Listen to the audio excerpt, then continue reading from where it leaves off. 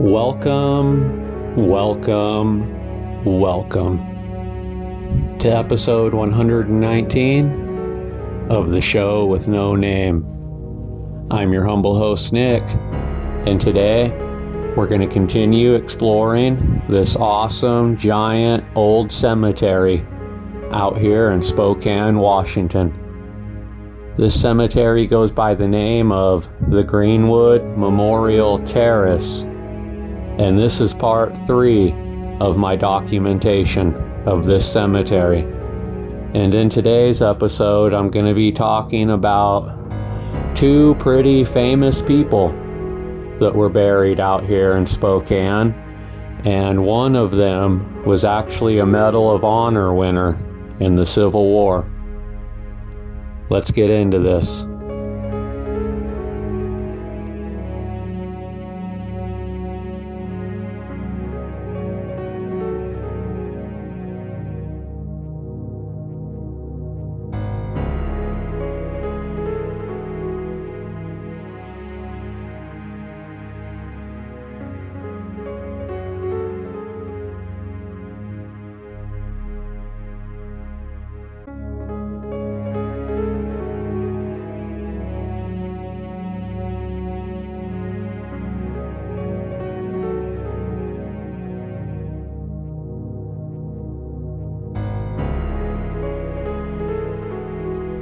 Now I'm going to spend a few minutes talking about the Civil War veteran that won the Medal of Honor, and his name was Amos Bradley. And he was born in 1837 in Dansville, New York, to John and Elizabeth Bradley. He was the 6th child born out of 10 children. Amos enlisted in the U.S. Navy on July 13, 1861 in Boston, Massachusetts, as a landsman, the lowest naval rank, indicating that he had never served in the Navy before. By the spring of 1862, he was stationed aboard the USS Varanu, a 13-ton steam-powered vessel outfitted with powerful 8-inch guns and assigned to the Union blockade of Confederate ports. The Civil War at that time had been going on for a year, and the Navy was a vital element that contributed to the final victory of the Union, mostly by disrupting commerce to and from Confederate cities. The blockade of New Orleans, which was by far the largest city in the South, was an enormous asset in preventing Southern cotton and other goods from being sent to Europe. However, the Union wanted control of the entire Mississippi River, and that meant occupying New Orleans. Under the command of David Farragut, the Union fleet of 43 ships, including the USS Varanu, waged an important battle against Forts Jackson and St. Philip on the lower Mississippi in an attempt to gain control of the city of New Orleans upriver. On April 24th, 1862, Union ships entered the mouth of the Mississippi and began bombarding the forts.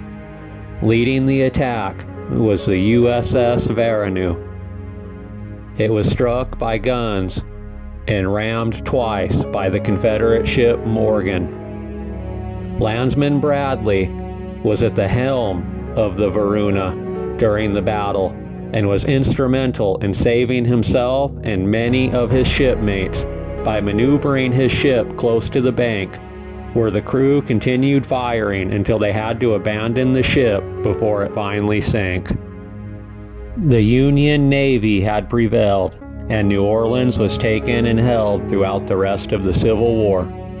After the defeat of Vicksburg on July 4, 1863, the Mississippi River was firmly and permanently in the Union's hands. For his actions during the battle, Amos Bradley received one of the first Medal of Honors awarded by the United States. His Medal of Honor citation reads, "Served on board the USS Varuna in one of the most responsible positions during the attacks on Forts Jackson and St. Philip, Louisiana, and while in action against the rebel ship Morgan on April 24, 1862.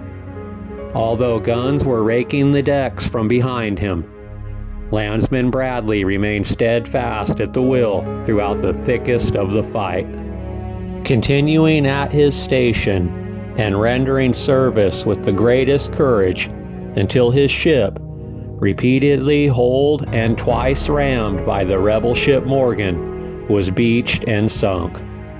According to Civil War records, Bradley served in the U.S. Navy for 3 years and 2 months and was discharged as a seaman on September 12, 1864. He later moved west, taking a job as a stage driver in Helena and Deep Lodge, Montana Territory.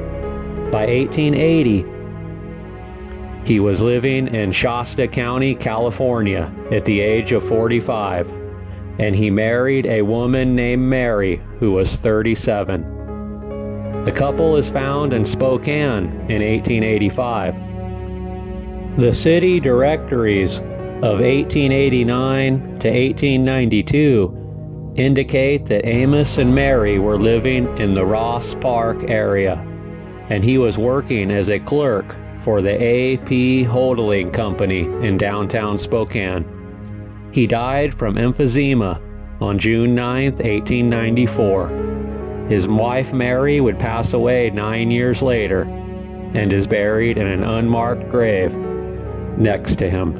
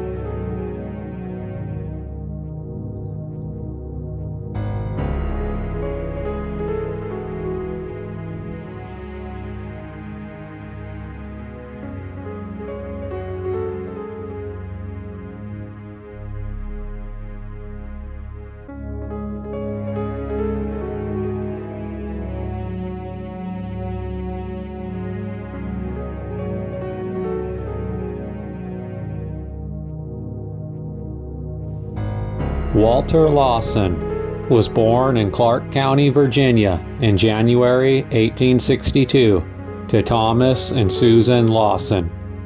Walter Lawson, also known as Walker, was a private in the 25th Infantry Regiment in the Indian Wars from 1886 to 1891 in Montana.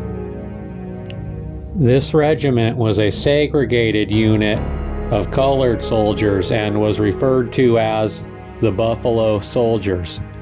This nickname was given to the Black Regiment by the northern Native American tribes. During Lawson's time in the military, the 25th Infantry was stationed in the Dakotas, Minnesota, and Montana. This regiment was involved in the Ghost Dance War in 1890, which ended with the Wounded Knee Massacre. He also spent time in Montana as a cowboy. He married his wife Amelia on July 3, 1893, in Helena. They were married at the African Methodist Church. They had 4 children, but only Walter Theodore, born in 1906, survived. In 1910, they would adopt a teenage girl whose name was Ruth. After coming to Spokane in 1894, Lawson took a job as a porter in the Wilmont Hotel at 528 West Riverside Avenue. In 1899, he became a special police officer and began working for the Spokane Police Department in a full-time capacity. And by September 1899, he was assigned as a stock officer. He would later serve as a patrolman, and for many years Lawson was one of the patrol wagon drivers when it was a horse-driven vehicle. At the end of his tenure, he was the department's official driver of the new automobile. In 1905, Lawson was involved in the apprehension of a suspect when an abusive husband shot his wife and left her on the floor to die. The woman crawled to her neighbor's home to seek help. She was then transported to the hospital while officers looked for the suspect. Lawson located the man the next morning and apprehended him. As Lawson made the arrest, a gun fell from the suspect's pocket, and the suspect was taken into custody without further incident.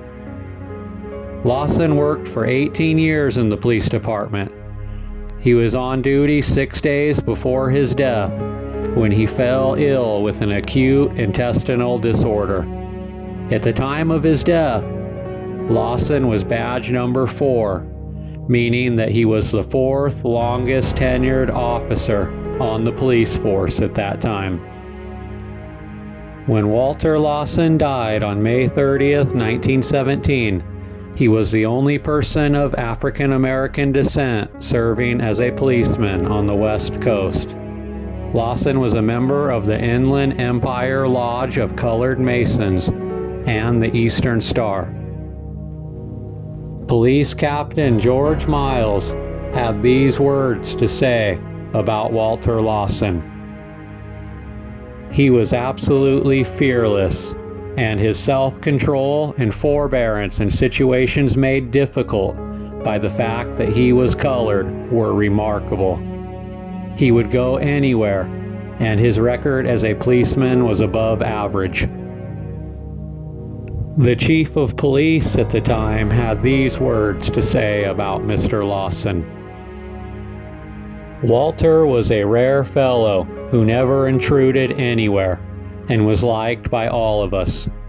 We admired him not only as a man, but as a faithful and brave officer.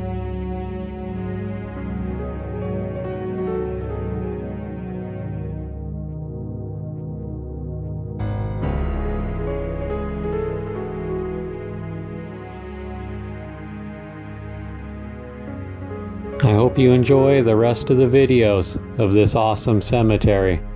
Thank you.